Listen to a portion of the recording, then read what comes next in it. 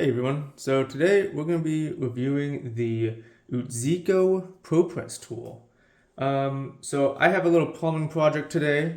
So I got this off of Amazon, and the reason for this is because I didn't want to spend $2,000 on one of the name brand tools.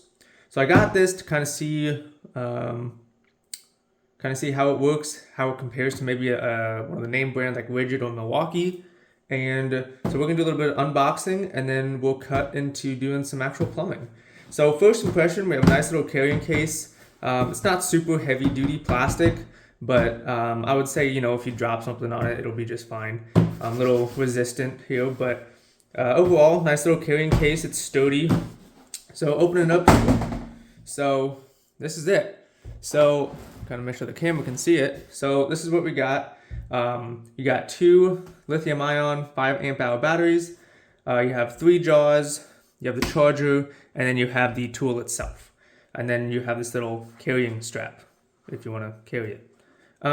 So kind of going off the batteries, I know this will be kind of like a controversial little opinion, but these are unbranded batteries. There's a lot of people that say unbranded batteries are not safe. They can cause fires, this, that, and the other. And I think that's just hit or miss, but don't crucify me. Although I do like having a name brand battery. Now, for those who might not have already noticed, this is essentially just a Makita battery. You can tell that this little yellow strip here, Makita batteries have those. So if you want a name brand battery, you can just go to your local hardware store and get a Makita battery or off of Amazon or whatever. So lithium ion, 5 amp hour, 18 volt, nothing superb. Little battery level button. Comes with 2 batteries, and then you have your battery charger. So again, just off-branded Makita charger. You go look at a name brand one; it's literally identical, just different labeling. It is really light and flimsy. I don't know what an actual Makita charger looks like because I don't have Makita tools. But it seems it does the job. I did charge the batteries earlier, so it does the job. It does what I needed to do. The batteries don't get hot when they're charging, which is kind of nice. I'm not sure if that's just a Makita kind of thing or if it's just this specifically, but I did find that out. So looking at the jaws here, so we get 1/2 inch, 3/4 inch, and then 1 inch. So that'll cover pretty much all of your residential main bases. So anything above 1 inch is usually industrial, but don't quote me on that. At least in Illinois where I live, 1/2 inch to 1 inch will be your residential main sizes coming into the house. So the jaws, really heavy duty, solid steel. Really nothing to complain about these. These are just pretty just universal jaws. So if you wanted to go get PEX jaws, Milwaukee PEX jaws or some like HVAC jaws or something like that, those will fit in this tool. So it's not just like proprietary to this brand. So you can go get Milwaukee or Rigid or whatever other brand jaws there are, that's just fine. So kind of looking at the tool here. So first impression here, it's heavy. Not like crazy heavy, but like it's heavy enough that I can feel that it's well built. It's not flimsy. There's no loose parts at all. So you have 2 buttons here. This is going to be your trigger to press the crimp, and then this is a piston release. So if the jaws get stuck for some reason, you can manually release them with this button. So to install the jaws, for those who might not already know, this just swivels out. This is kind of loose, nothing like crazy, but like if you're in a tight space, bumping it around, it might kind of undo itself here, but just kind of something to keep watch for, I guess. But yeah, so that opens up. Take your jaws and slide them in, and then this just presses in, and you lock it in, and then that's that. And then you can, release them with this. So we'll put in this battery here, and the first thing you'll notice is this screen, and this will tell us the presses that we have. So it'll turn on, it'll boot up, it'll give you a beep, and then device usage is 6. So I've crimped 6 connections since I got it. So that kind of tells you how many crimps you have, and so you can kind of keep an eye on like battery level and all that. So the manufacturer tells us, and I'll put a list kind of on the screen somewhere, but I believe it's rated for 300 presses on the 3/4 inch jaws. So obviously, and that's with the 5 amp hour battery. So obviously, if you have a bigger battery or smaller battery, that's definitely going to affect it.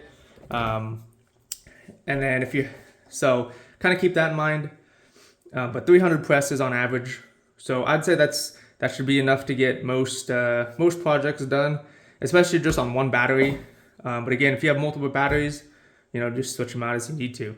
But yeah, that little counter's nice, so you can keep an eye on. I've done a couple hundred presses.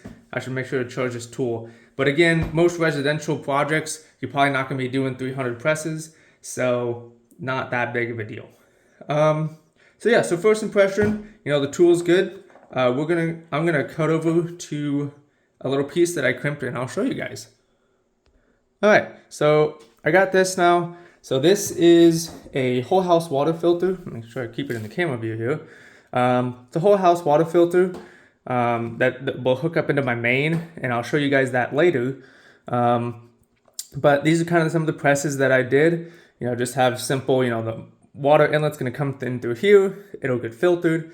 It'll come out through here, go through the rest of my main line, and then this will be my main drain.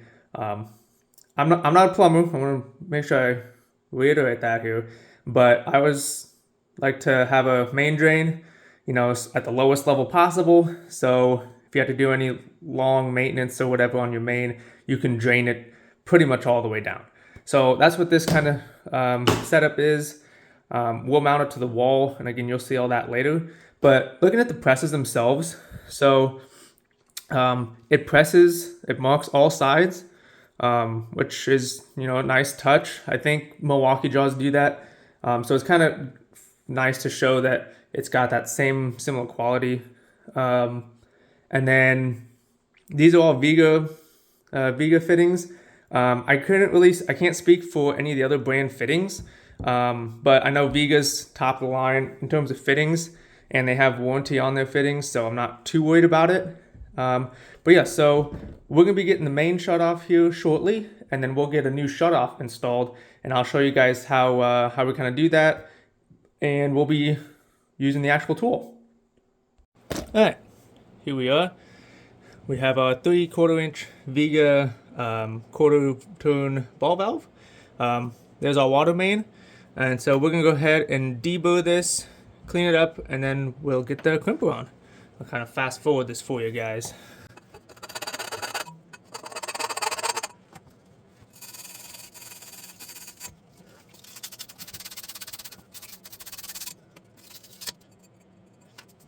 All right, we got that cleaned up. So now we're gonna grab our Viga Pro Press fitting, and we'll get it on. So when you're doing these Pro Press fittings, I always have a Sharpie with you so you can mark the depth, because you want to make sure these are fully seated in when you press them, so you don't get a leak. So we'll go and put this on the right way, and we'll get it pressed on. So pressed on, have it nice and straight, and then I'm just gonna mark the bottom of the fitting. So now when I take it off, you can see that's where my fitting needs to be at when I press it. So let's go ahead and get that pressed. Okay, so here we go. We got our tool all set up. Battery's ready to go. So we're gonna go ahead and just get this up, clamp this on there, and then we're gonna let it rip. There we go. So after it beeps and it releases pressure on its own, it's done. So we'll just release the clamps, and there we go. So let's see if we can get a closer look here. So you can see I'm deep enough, right on my mark where I had my mark. It seems to be fitted on all angles, nice and tight. And so we'll get the water back on, and well, first we're gonna do some other crimping, and then we'll get the water back on, and we'll see if it works.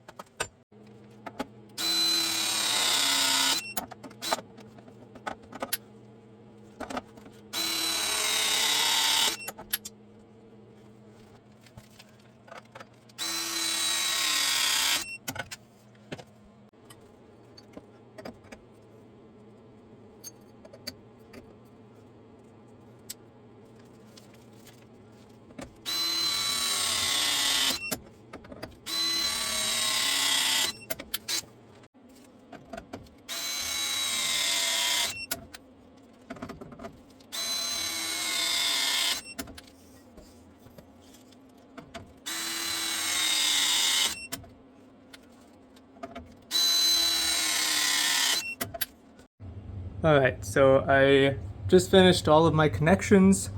No leaks, water is back on.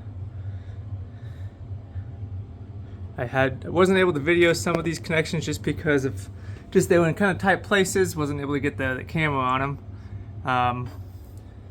Then we have another splice right there, and then we just have a makeshift splitter piece here. But overall, everything went well. Tool worked great.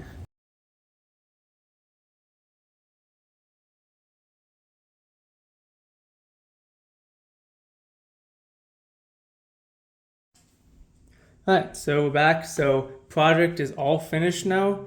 So I just kind of wanted to show you. So I did wipe down the tools, got a little bit dirty down in the crawl space and whatnot. But I'll try to show you how many. So battery level still shows full, and I did 43 crimps. So that kind of shows, 43 crimps. I'd say that's a pretty average plumbing job. Nothing crazy by any means. Did it just fine, no issues. And that's kind of where we're at. Overall, I'm really impressed with the tool.